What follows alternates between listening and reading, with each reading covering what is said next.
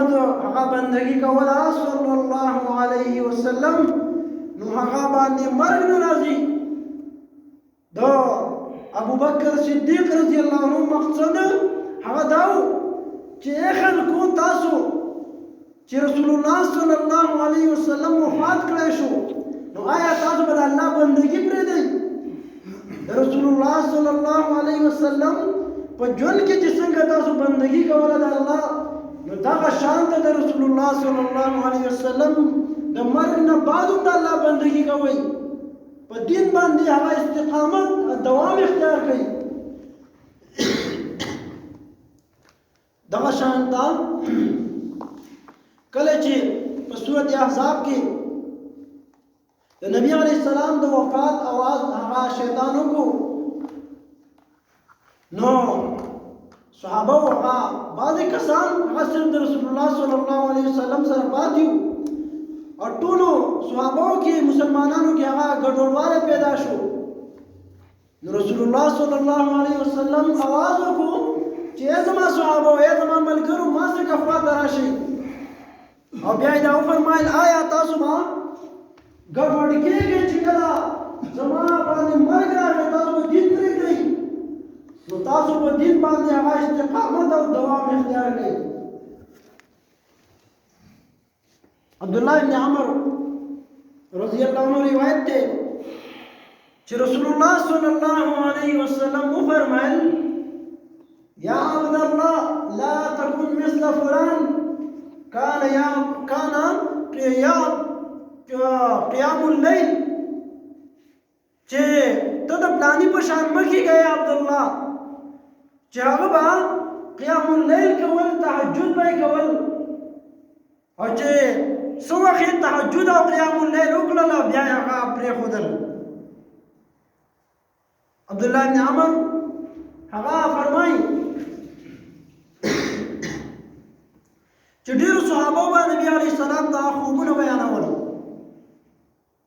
زمان دا ارمان و چې زه یو ښایسته باندې خوب ووینم نبي علیه السلام ته بیان کړم نو یو ځل ما خوب ولیدو چې دوه کسانو زه په خوب کې هغه روان کړم چې څه ځای ته یې بوتلم یو کنده ده چې په هغې کې اور بلیږي او کندې سره یو کس ولاړ دی نو هغه کس ورته امر وکړو چې عبدالله پرېږده چې دی لاړ شي چې زه واپس راغلم د خوب نه رابیدار شوم نو ما دا خوب حفصه رضی الله عنها دغه بیان کو نو حفصه رضی الله عنها دا خوب نبی علیه السلام دغه بیان کو نبی علیه السلام وفرمایل عبدالله ډېر ښه سړی دی خو که چېرته د شپې قیام اللیل کولی چې کله عبدالله د دې نه خبر شو عبدالله ابن عمر نو تر مرګه پورې عبدالله ابن عمر هغه بیا قیام اللیل هغه نه دي پرېښودلي محترمو زموږ په زمانه کې خلکو د عبادتونو صرف د رمضان پورې خاص کړي وو رمضان المبارک کې چې موږ تاسو به کتل نو سحر لمونځ کې به درې څلور صفه ولاړ وو خو چې کله رمضان تیر شي او اختر ورځ شي نو دوه درې کسان به هغه په مسجد کې سحر لمونځ کې ولاړ تهجد خو هغه ډېره لرې خبره ده ډېر کم خلک به چې د الله دپاره به تهجد کوي او تهجد نه به راپاڅېږي اکثر زمونږ مسلمانان نه هغه د سحر لمونځ نه غافله دي لمونځ نه پاڅېږي ابو امامه الباهلي رضی الله عنه وایي چې نبی علیه السلام فرمایلی دي استقیموا ونعم ما ان استقمتم ای زما ملګرو تاسو استقامت اختیار کړئ او ډېره ښه ده چې تاسو استقامت په دین باندې اختیار کړئ وخیر اعمالکم الصلاة تاسو په عملونو کې غوره عمل هغه لمونځ دی ولن يحافظ او حفاظت نه کوي الا ولن يحافظ الا الوضوء په اودس باندې همیشواله نه کوي مګر مؤمن سړی چې کله یو سړی د لمونځ لحاظ ساتي نو لازم اودسونه ډېر کوي. نو چې کله موږ تاسو په اعمالو کې استقامت او دوام اختیار کوو نو غوره عمل په هغې کې څه دی؟ هغه لمونځ دی چې په موږ تاسو کې د لمونځ هغه ډېر اهتمام وي. ځکه نبي علیه السلام چې کله هغه د مرګ نه مخکې بیماري پرې سخته شوه نو نبی علیه السلام باندې هغه بېهوشي راتله. نبی علیه السلام د بېهوشۍ نه رابېدار شو او نږدې ورسره هغه صحابه کرام ناست وو. نبی علیه السلام امر وکړو چې تاسو زما د غسل لپاره اوبه کېږدئ. نو هغې دپاره نبي علیه السلام دپاره او د غسل لپاره اوبه تیارې کړې شوې. چې کله نبی علیه السلام اراده وکړه چې پاسې غسل وکړي نو نبي علیه السلام باندې بېهوشي بیا راغله. چې بیا څه وخت بعد بیا رابېدار شو نو بیا یې امر وکړو چې تاسو زما لپاره اوبه تیارې کړئ غسل وکړو. بیا نبی علیه السلام چې اراده وکړه چې هغه غسل وکړي نو بیا بېهوشي راغله، بیا راپرېوتو. په درېیم کرت کې بیا رابېدار شو نو بیا یې امر وکړو چې تاسو ابوبکر صدیق رضی الله عنه امر وکړئ چې هغه لمونځ ورکړي. بیا نبی علیه السلام په کور کې هغه لمونځ وکړو. نو د نبی علیه السلام څومره اهتمام کولو د لمونځ چې د الله نبي باندې بېهوشي راځي او بیا هم وایي چې ما ده هغه به تیاره کړي چې زه مسجد ته هغه لمونځ ته وځم.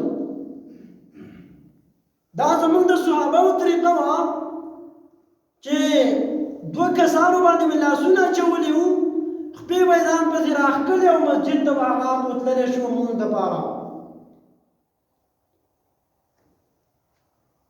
صحابه کرام وایي چې زمونږ په زمانه کې به هغه سړی د لمونځ نه پاتې کېدو چې هغه ښکاره منافق و، چې کوم پټ منافقان به وو هغوی به مسجد ته هغه لمونځ ته حاضرېدلی شو. عبدالله بن مسعود رضی الله عنه وایي چې موږ د نبي علیه السلام سره یو ورځ ناست وو. نبي علیه السلام یو ټکی راواغېستو او ښي طرف او ګس طرف ته یې هغه کرښې راښکلې. بیا یې دا وفرمایل چې دا ما چې کومې کرښې راښکلې نو دا نورې لارې دي، ګډې وډې لارې دي او په دې هر یو لاره کې شیطان ناست دی او ځان ته رابلي چې زما طرف ته راشئ. او بیا یو سیده کرښه راښکله او نبی علیه السلام وفرمایل دا ان هذا صراطي مستقیما فاتبعوه، یقینا ای زما صحابو دا سیده لار چې دا زما لار ده او ما پسې راشئ. د الله نبي لار کومه وه؟ واعتصموا بحبل الله، د الله په رسۍ باندې منګولې لګول. صحابه چا پسې روانو؟ د الله پسې روانو او صحابه کرام د الله نبي پسې روانو. نو که موږ تاسو الله او رسول پسې روان شو نو موږ تاسو په نیغه لار یو. او که چېرته په اخوا دېخوا خبرو پسې د مولیانو یو بل مولیانو پسې خبرو پسې روان شو یقینا دې ګډې وډې لارې به جوړې شي.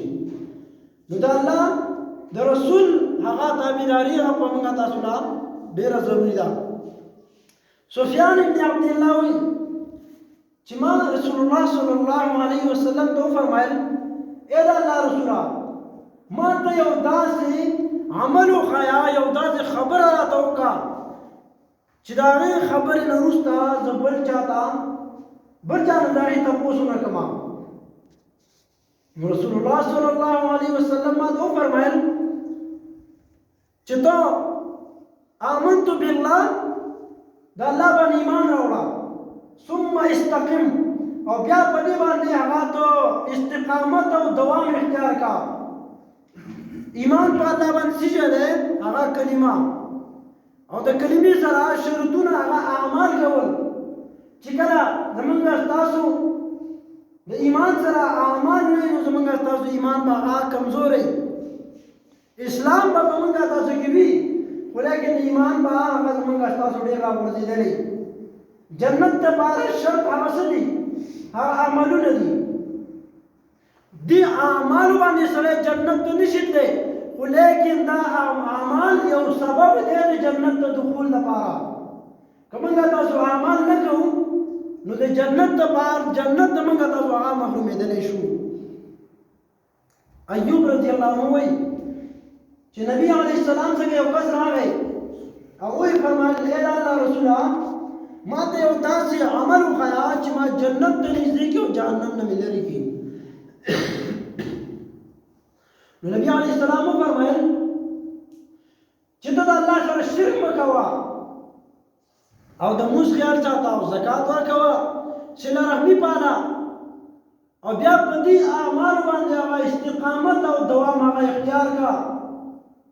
چې کله دا سړی روان شو نو نبي علیه السلام وفرمایل هر هغه عملونه چې ته پرې عمل وکړی شو که چېرته دې په دې باندې استقامت اختیار کړو، په دې عمل وکړو، نو دا سړی به هغه جنت ته داخل کړی شي. نو د نیکو اعمالو هغه یو وخت پورې خاص کول هغه ډېره تاوان خبره ده. پکار دا ده چې موږ تاسو هغه همیشه د الله تعالی بندګي کوو. د رمضان المبارک مقصد هغه څه هغه زموږ تاسو کې تقوا وه. که چېرته موږ تاسو نیک اعمال هغه نه کوو نو زموږ ستاسو پر وجوب باندې یره پکار ده، زموږ ستاسو په تېر شوي نیک اعمال باندې یره پکار ده. ځکه چې یو نیک عمل هغه بل نیک عمل ته سړی رابلي. خو که چېرته موږ تاسو کې دا نیک اعمال رانغلل نو معلومه ده چې زموږ ستاسو هغه نیک عملونو کې هغه سم اعمال نو، اخلاص نه نو. شیخ الاسلام ابن تیمیه رحمه الله وایي ان اعظم الکرامة لزوم الاستقامه،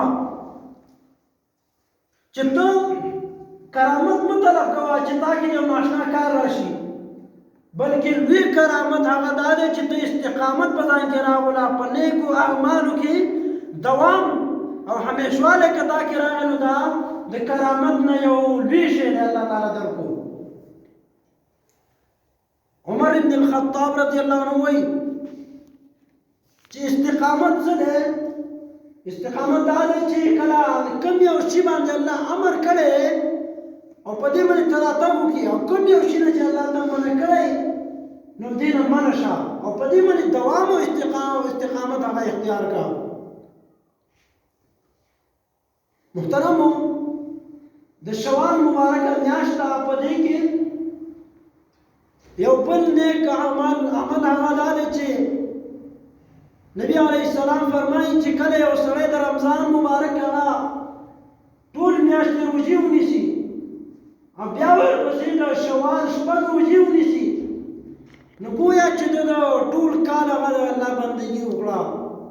دا د مسلم روایت دی چې کله سړی د شوال شپږ روژې ونیسي، شوال میاشت هغه شروع ده، نو په دې کې هغه شپږ روژې هغه نیسل پکار دي چې زموږ تاسو دا ټول کال هغه د الله په بندګۍ کې حساب شي. نو الله تعالی دې موږ له په دې خبرو باندې د عمل کولو توفیق راکړي. اقول قولي هذا واستغفر الله لي ولكم ولسائر المسلمين.